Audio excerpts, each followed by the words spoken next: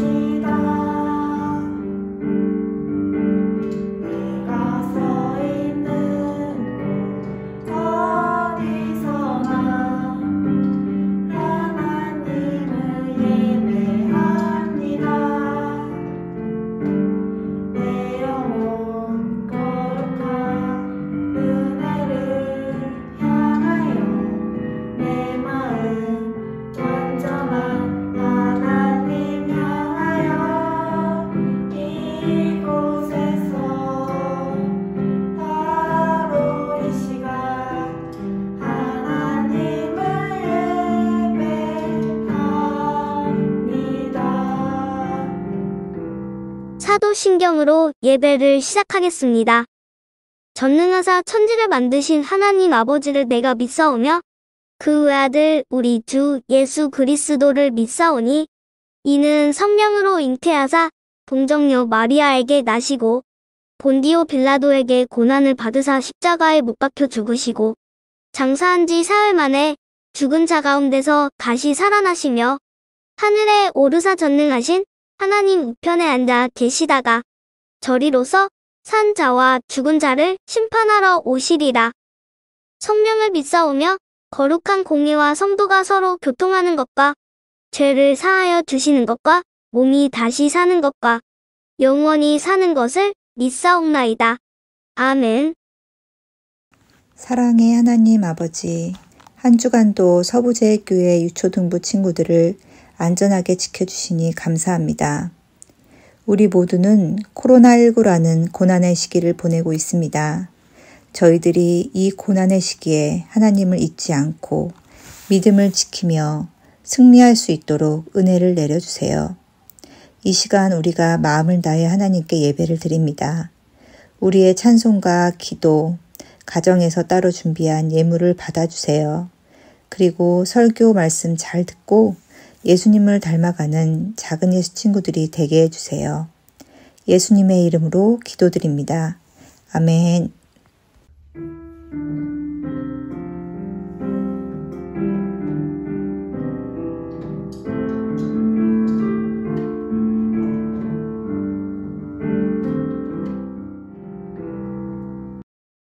오늘의 말씀은 마태복음 21장 12절에서 17절입니다.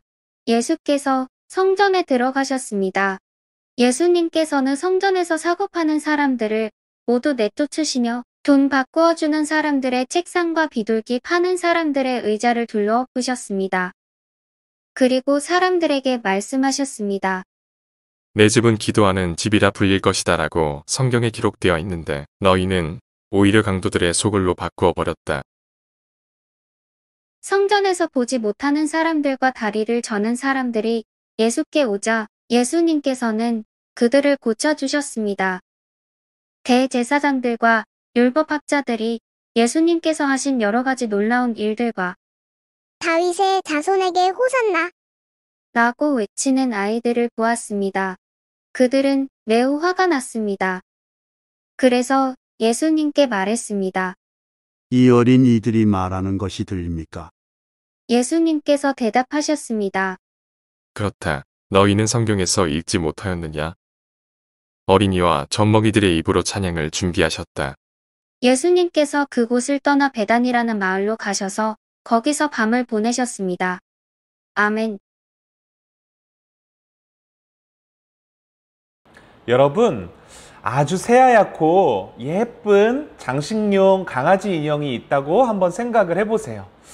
복실복실하고 하얀 털이 너무 예뻐서 볼 때마다 귀여워서 기분이 좋아질 것 같지 않나요? 그런데 만약 그 하얀 강아지 인형이 더러운 흙탕물로 더럽혀졌다고 한번 생각을 해보세요. 어떨까요? 여전히 그 인형이 귀엽고 예쁠까요? 그렇지 않을 거예요. 원래 이 하얀 강아지 인형은 하얗고 귀엽게 보는 사람의 마음을 기분 좋게 하기 위해서 만들어졌어요. 그런데 흙탕물 때문에 처음 만들어진 그 목적을 완전히 잃어버리게 되었어요. 참 속상하겠죠. 만약 여러분 같으면은 이런 상황에 어떻게 하시겠어요? 어떤 친구는 이제 더 이상 예쁘지 않은 그 인형을 버리는 경우도 있을 거고, 또 어떤 친구는 어떻게든 다시 원래대로 하얗게 만들기 위해서 세탁기에도 돌려보고 손으로도 이렇게 지워보고 처음 그 예뻤던 모습을 회복하기 위해서 노력해보는 친구들도 있을 거예요. 오늘 말씀에 예수님도 원래의 목적을 잃어버린 성전을 보고 마음이 많이 아파하셨어요. 오늘 말씀을 보니까 6월절 주간이 되어서 명절을 지키기 위해서 수많은 유대인들이 예루살렘 안으로 모일 때였어요. 예수님도 제자들과 함께 예루살렘으로 가게 되었죠.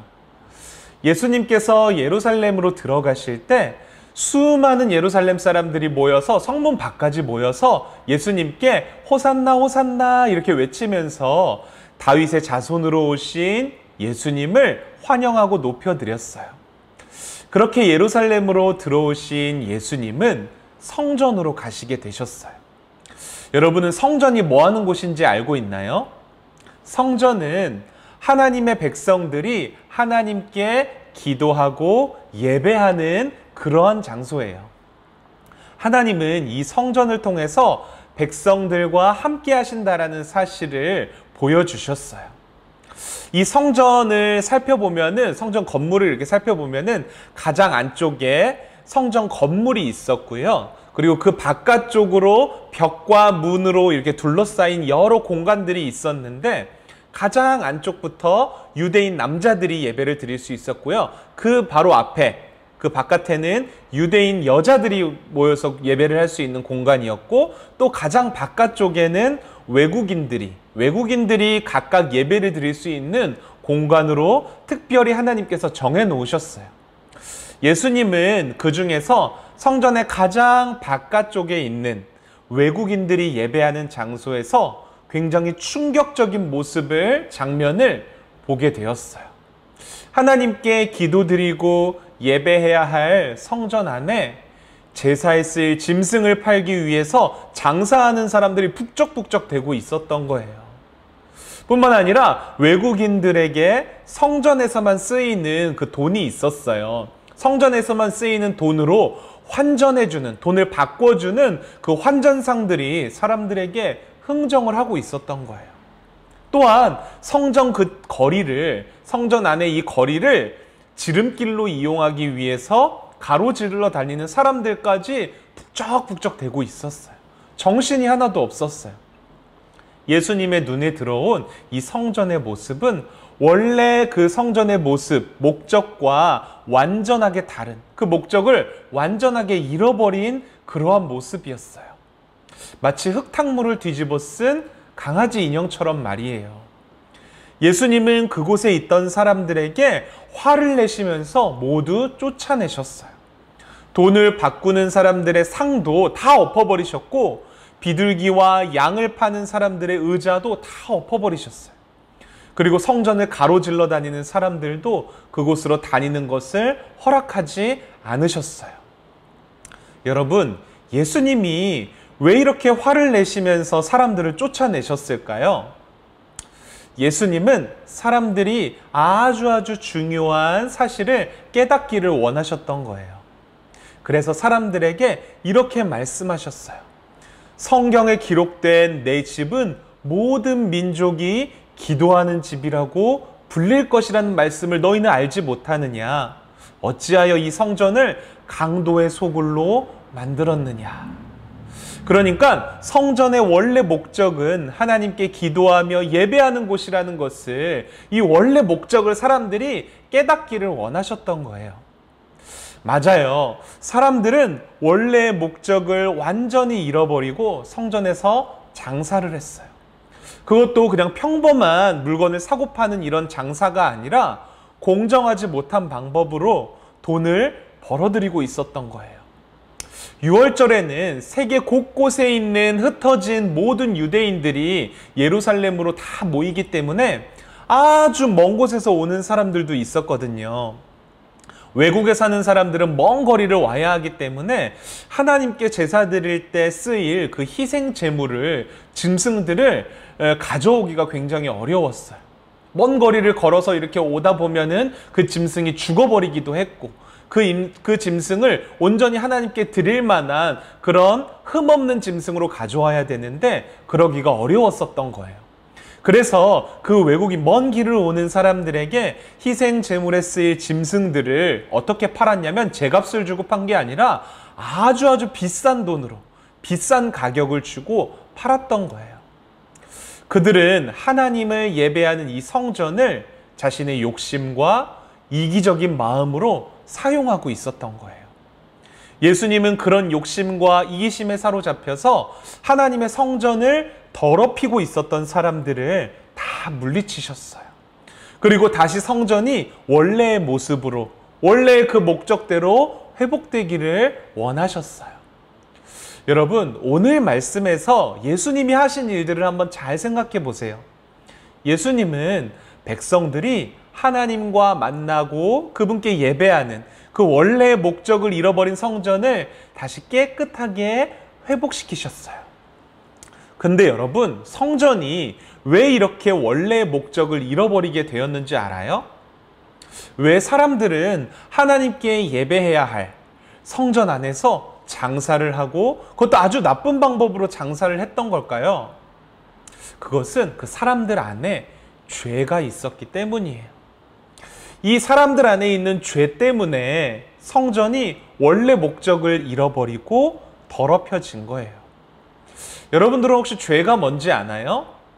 일반적으로 죄가 뭐냐고 이렇게 물어보면 물건을 훔치거나 사기를 치거나 뭐 강도를 하거나 이런 불법적인 행동만을 생각하는 경우가 굉장히 많아요. 그런데 성경이 말하는 죄를 보니까 그것도 다 방금 얘기한 것도 다 포함하지만 그것보다 좀 더 깊은 뜻을 담고 있었어요. 이 죄라는 단어를, 성경에 나와 있는 단어를 한번 뜻을 살펴보니까 어떤 뜻을 가지고 있었냐면 관역을 벗어나다라는 뜻을 가지고 있어요. 관역을 벗어나다. 여러분, 이 관역이라는 것은 어떨 때 쓰이는 거예요? 여러분들 올림픽 보면 양궁이라는 종목을 한번 보셨었죠? 활을 쫙 당겨서 화살을 쫙 날리면은 그 화살이 어디로 날아가요? 관역판으로 딱 날아서 박히죠. 그죠? 관역이라는 것은 활을 떠난 화살이 꽂혀야 하는 이 목적지를 말해요. 목적지. 그런데 그 화살이 날아가서 꽂혀야 하는 그 목적지가 목적지를 잃어버리게 된 거예요. 그래서 목적지를 벗어나서 관역을 벗어난 것을 죄라고 이야기를 해요. 오늘 말씀에서 이 성전이 본래의 목적을 잃어버린 것처럼 본래 목적을 잃어버렸다라는 게 죄의 본래 뜻이라는 거예요. 그래서 성경에서 말하는 이 죄라는 것은 하나님이 사람을 처음 창조하셨을 때 그 목적을 잃어버린 것을 죄라고 말해요. 하나님이 사람을 창조하신 목적이 무엇일까요? 여러분, 우리가 창조된 목적을 알고 있나요? 영국이라는 나라에서 성경을 많이 연구한 사람들이 웨스트민스터 신앙고백서라는 책을 썼는데 그 책의 가장 첫 부분에 보면은 이렇게 써 있어요. 사람의 가장 첫째 되는 목적은 무엇입니까? 그리고 그 답은 또 이렇게 써 있어요. 사람의 가장 첫째 되는 목적은 하나님을 영화롭게 하고 하나님을 영원토록 즐거워하는 것입니다. 그러니까 쉽게 설명하자면 하나님이 기뻐하시는 일을 하는 것이 사람의 창조된 목적이라는 거예요. 반대로 말하자면 어때요? 하나님이 기뻐하시지 않는 것을 하는 게 뭐가 되는 거죠? 죄가 되는 거예요. 목적을 벗어났기 때문이에요. 성경에는 이렇게 죄를 짓게 되면 어떤 결과를 맞이하게 되냐면은 결국 하나님의 심판을 받고 죽음이라는, 사망이라는 결과를 맞이하게 된다고 기록하고 있어요. 하나님의 나라에 갈 수도 없고요. 죄를 지으면 지옥에서 영원한 형벌을 받을 수밖에 없어요. 참으로 무서운 일이죠. 여러분, 오늘 말씀을 잘 한번 생각해 보세요. 성전이라는 장소를 이용해서 돈을 벌려는 욕심. 그 돈을 벌기 위해서라면 다른 사람들은 피해를 보든지 말든지 관심이 없고 불법적인 일을 하는 이기심. 이 모든 행동의 가장 핵심적인 원인은 바로 죄예요. 모두 성전의 본래의 목적을 잃어버린 그런 행동이고 결정적으로 하나님이 기뻐하시지 않는 일들이었어요. 이러한 죄로 인해서 거룩하게 구별되어야 할, 하나님을 예배하고 하나님께 기도해야 할 그 성전이 더럽혀지게 되었어요. 예수님은 그렇게 목적을 잃어버리고 죄로 더럽혀진 성전을 깨끗하게 하신 거예요. 그뿐만인 줄 아세요? 여러분, 고린도전서 3장 16절을 보니까 이렇게 기록되어 있어요. 너희는 너희가 하나님의 성전인 것과 하나님의 성령이 너희 안에 계시는 것을 알지 못하느냐. 이 구절을 보면 정말 놀라운 사실을 발견할 수 있는데, 글쎄 우리의 몸이 하나님의 성전이라고 말하고 있는 거예요. 오늘 말씀에서 예수님이 깨끗하게 하신 그 성전처럼 우리의 몸도 성전이라고 성경은 말을 하고 있어요. 하나님이 하나님의 백성들과 함께 거하시는 곳이 성전인데, 우리 안에도 성령님이 계시기 때문에 우리의 몸이 성전이 되는 거예요. 그런데 여러분, 하나님을 예배하고 하나님이 머물러 계시는 곳이 성전인데, 성전이라고 말하는 우리들은 그 성전의 목적대로 여러분 하나님을 예배하면서 살아가고 있나요? 아니, 사람이 창조된 목적대로 하나님이 기뻐하시는 것을 하면서 성전된 그 본래의 목적대로 여러분들은 살아가고 있나요? 여러분 스스로를 한번 돌아보면서 생각해 봤으면 좋겠어요. 어떤가요? 아마 대부분의 사람들은 하나님이 기뻐하시는 것보다 내가 즐겁고 내가 좋은 것을 선택하며 그것을 쫓아서 살아가요. 하나님을 예배하는 것보다 게임을 하거나 친구들과 노는 것을 더 좋아해요.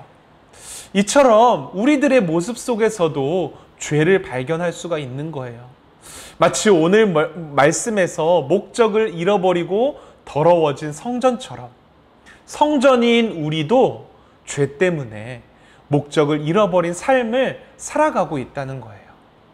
그래서 우리는 이 죄로 인해서 죽을 수밖에 없게 되었어요.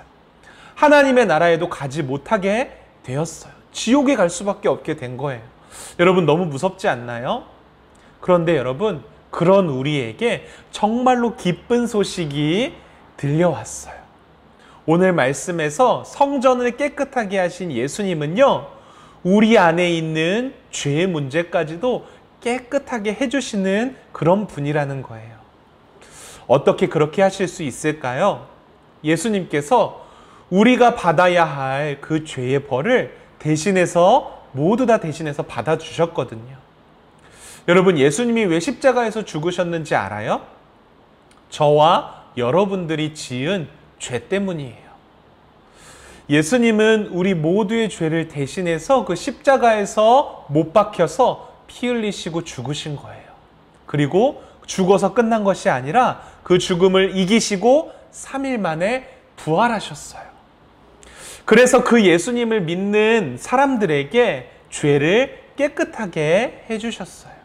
성전을 깨끗하게 해주신 것처럼 말이에요. 그 누구도 해결할 수 없었던 죄의 문제는 오직 예수님만이 해결해 주실 수 있다는 사실을 여러분들이 꼭 기억했으면 좋겠어요. 여러분들이 앞으로 삶을 살다 보면 또다시 죄를 짓게 될 때가 있을 거예요. 여러분, 다시 한번 물을게요. 죄가 뭐라고 했죠? 죄는 우리가 막 강도짓을 하거나 물건을 훔치거나 이런 불법적인 것만을 포함하는 것이 아니라 하나님이 기뻐하시지 않는 모든 것들을 다 죄라고 말하는 거예요. 말도, 행동도, 심지어 우리의 생각까지도 하나님이 기뻐하시지 않는 것들은 다 죄가 되는 거예요. 죄를 지은 사람들은 다 하나님의 심판을 받게 되지만 예수님을 믿는 저와 여러분들은 그 죄에서 완전하게 깨끗하게 되었어요. 우리가 과거에 지었던 죄도, 지금 현재 지었던 죄도, 짓고 있는 죄도, 미래에 우리가 짓게 될 죄까지도 완벽하게 한순간에 단번에 예수님께서는 깨끗하게 해주신 거예요. 그래서 우리는 실수해서 또다시 죄를 짓게 되더라도 회개하고 깨끗해질 수 있는 특권을 얻게 되었어요. 그리고 더 나아가서 다시는 그 죄를 반복해서 짓지 않도록 더욱더 예수님을 의지하는 사람, 이런 사람이 바로 예수님을 믿는 하나님의 자녀들이라는 거예요. 혹시라도 하나님을 예배하는 지금 이 시간에도 딴 생각을 하고 있거나 하나님이 기뻐하시지 않는 행동이나 말을 하는 친구들이 있나요? 평상시에도 욕심이나 이기심 때문에 가족들이나 친구들을 힘들게 하고 그러고 있지는 않나요? 만약에 그런 친구들이 있다면 오늘 이 시간을 통해서 좀 예수님을 의지해서 회개할 수 있었으면 좋겠어요. 죄로 더럽혀진 성전을 깨끗하게 하신 예수님, 우리의 죄도 십자가에서 죽으시고 부활하셔서 깨끗하게 하신 그 예수님을 바라보면서 여러분 그 예수님을 좀 굳게 의지했으면 좋겠어요. 또다시 죄의 유혹이 찾아올 때마다 우리는 어떻게 해야 할까요? 우리의 죄를 깨끗하게 하신, 성전을 깨끗하게 하신 예수님께 기도해야 돼요. 예수님, 저의 힘만으로는 이 죄의 유혹에서 넘어질 수밖에 없어요. 예수님 도와주세요. 성전을 깨끗하게 하신 예수님, 나의 죄도 깨끗하게 해주세요. 이렇게 기도해야 돼요. 여러분들이 그렇게 간절히 기도할 때 예수님은 반드시 도와주실 거예요. 깨끗하게 해주실 거예요.